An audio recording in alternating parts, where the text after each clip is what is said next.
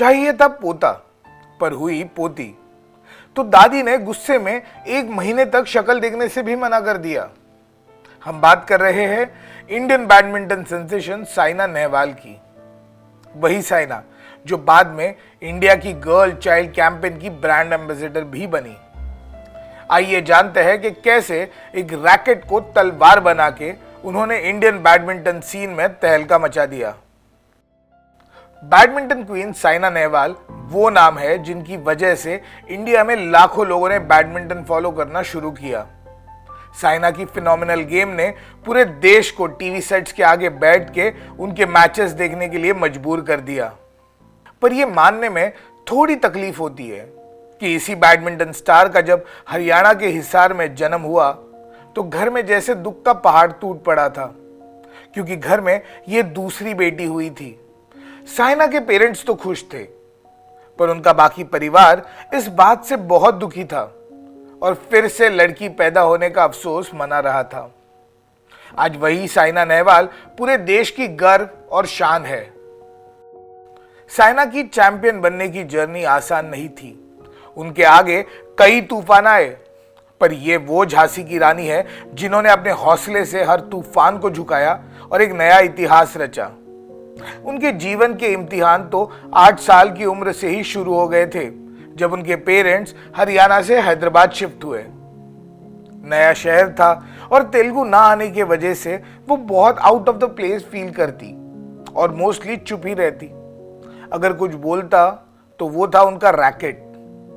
इस little champ की powerful game और उनके पेरेंट्स के डिटर्मिनेशन की वजह से उनको हैदराबाद के लाल बहादुर स्टेडियम में एडमिशन तो मिल गया, पर वो उनके घर से 25 किलोमीटर दूर था। छोटी सी साइना रोज सुबह 3 बजे उठती, तैयार होती और 25 किलोमीटर ट्रैवल करके ट्रेनिंग के लिए जाती। ये रूटीन एक छोटे से बच्चे के लिए बहुत ज्यादा टफ था, पर उनका एम तब भी क्लियर था। उनको एक अच्छी बैडमिंटन प्लेयर नहीं बल्कि वर्ल्ड नंबर 1 बनना था। पर उनके और उनके परिवार के सपनों के बीच पैसों की कमी ने मुश्किलें पैदा करनी शुरू कर दी। बैडमिंटन एक महंगा स्पोर्ट है और साइना के पिता, जो कि एक गवर्नमेंट सर्वेंट थे, उनके लिए अफोर्ड कर पाना बहुत ही मुश्किल होता जा रहा था। कभी दोस्तों से पैसे मांगते, कभी घर के खर्चों में कटौती करते। पर जब इन सब के बावजूद भी साइना की ट्रेनिंग का खर्चा उठाना उनके लिए मुश्किल होता गया, तो उन्होंने अपना प्रोविडेंट फंड यानी कि अपनी आखिरी सेविंग्स भी अपनी बेटी के फ्यूचर के लिए लगा दी। साइना कोर्ट में इतनी प्रैक्टिस करती कि कोचेस ही उन्हें रेस्ट लेने को कहते, पर कुछ कर दिखाने की भूख और इंडिया की जर्सी पहन के खेलने का सपना उन्हें आराम कहाँ करने देता। और यह सपना उन्हें दिखाया था उनकी मां उषा नेहवाल ने, जो कि खुद एक स्टेट लेवल बैडमिंटन प्लेयर रह चुकी थी।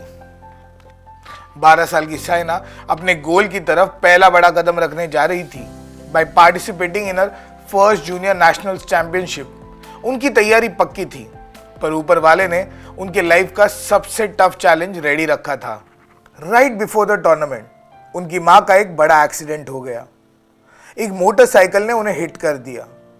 एक बच्चे की दुनिया उसकी मां होती है, और जब मां पे आंच आती है तो एक बच्चे की पूरी दुनिया हिल जाती है। साइना को इस बात का इतना झटका लगा कि उनकी आंखों के आगे अंधेरा छा गया। उन्हें कुछ समझ नहीं आ रहा था, पर उन्हें एक बात पता थी कि उनकी मां इस वक्त क्या चाहती थी। 12 साल की साइना बिना परिवार के अकेले गुंटूर में नेशनल खेलने निकल पड़ी। वो घबराई और डरी हुई थी, पर उन्हें अपना बेस्ट देना था। वो अच्छा खेलते हुए टूर्नामेंट के फाइनल तक जा पहुंची, पर इस बार नेशनल जीत नहीं पाई। लेकिन उनके एक्सेप्शनल गेम ने उन्हें वहां सबके नोटिस में जरूर ला दिया। साइना के कोच पुल्लेला गोपीचंद ने भी साइना के करियर को अपना मिशन बना लिया था। उनको उनमें वो चैंपियन दिख गया था जो कि बैडमिंटन की दुनिया में आगे जाके सनसनी मचा सकता है, और इसकी पहली झलक इस ग्रेट प्लेयर ने दी फिलीपाइंस ओपन में एट द एज ऑफ 16। वो इस टूर्नामेंट में 84th रैंकिंग के साथ एक अंडरडॉग बन के उतरी और वर्ल्ड के टॉप शटर्स को हरा के बैडमिंटन वर्ल्ड को शॉक कर दिया। इस जीत के साथ साइना एक ओवरनाइट स्टार बन चुकी थी and this was just the beginning of her phenomenal journey. Saina back to back world events जीत के एक के बाद एक रिकॉर्ड तोड़ने लगी। 2010 में साइना अपने करियर के टॉप पे पहुंची bye winning 5 international tournaments along with a gold at the Commonwealth games. फिर 2012 में ओलंपिक ब्रॉन्ज जीत के वो पहली इंडियन बैडमिंटन प्लेयर बनी टू अचीव द फीट। इस जीत ने उनकी दुनिया बदल दी। साइना नेहवाल का नाम अब इंडिया का बच्चा बच्चा जानता था। साइना को अपने नंबर 1 बनने का सपना एकदम करीब दिख ही रहा था कि अचानक इंजरीज ने उन्हें घेर लिया। टो फ्रैक्चर, एंकल इंजरी और कई और इश्यूज उनके सामने आके खड़े हो गए। साइना की रैंकिंग और फॉर्म नीचे आ गई और इसके साथ उनका कॉन्फिडेंस भी।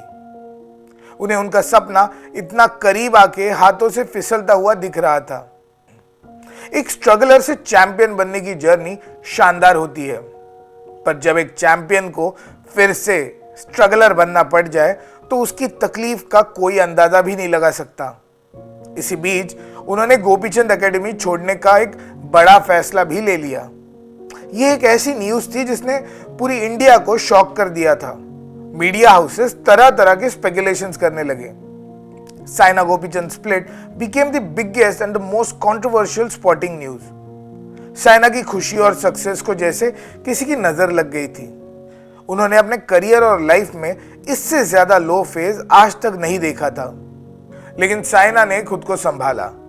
आखिरकार वो चैंपियन ही क्या जो गिर के वापस उठने की हिम्मत ना दिखाए। साइना ने फिर से अपनी रैकेट थामी और इस बार बैडमिंटन कोर्ट को अपना वॉर जोन बना दिया। जब जिद कुछ करने या मरने वाली हो तो उसके आगे कोई भी प्रॉब्लम टिक नहीं सकती।